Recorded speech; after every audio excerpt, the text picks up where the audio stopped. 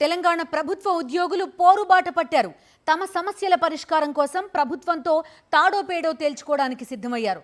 Bus యాత్రలు, చలో హైదరాబాద్ వంటి నిరసన కార్యక్రమాలు ప్రారంభించబోతున్నారు. ప్రభుత్వం దిగి రాకపోతే యుద్ధం తప్పదని హెచ్చరిస్తున్నారు. రాష్ట్రంలో కాంగ్రెస్ ప్రభుత్వం ఏర్పడి 20 మాసాలవుతున్నా ఉద్యోగులు, పెన్షనర్ల సమస్యల గురించి ఇంతవరకు పట్టించుకోవడం లేదని ప్రభుత్వ ఉద్యోగులు ఆగ్రహం వ్యక్తం చేస్తున్నారు. తాము కొత్తగా ఏమీ అడగడం లేదని, ఎన్నికల్లో కాంగ్రెస్ పార్టీ ఇచ్చిన హామీలు అమలు చేయమని అడుగుతున్నామని ఉద్యోగ సంఘాల జేఏసీ చెబుతోంది. కాంగ్రెస్ ప్రభుత్వానికి చాలా గడువు ఇచ్చామని, ఇప్పటికీ తమను పట్టించుకోనందునే పోరాట మార్గం పట్టామంటున్నారు ఉద్యోగ సంఘాల నాయకులు.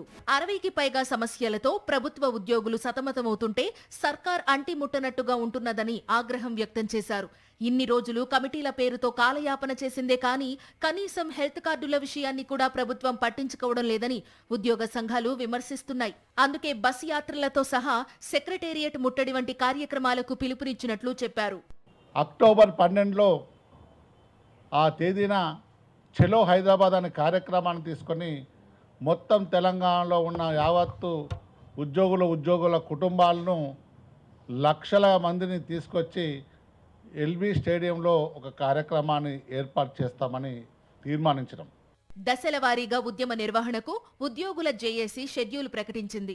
ఉద్యమం తీవ్రతరం కాకముందే సమస్యలను పరిష్కరించే దిశగా ప్రభుత్వం అడుగులు వేయాలని జేఏసీ డిమాండ్ చేసింది. ఒకసారి ఉద్యమం స్టార్ట్ అయితే తాము కూడా ఉద్యమాన్ని ఆపలేమని హెచ్చరించారు.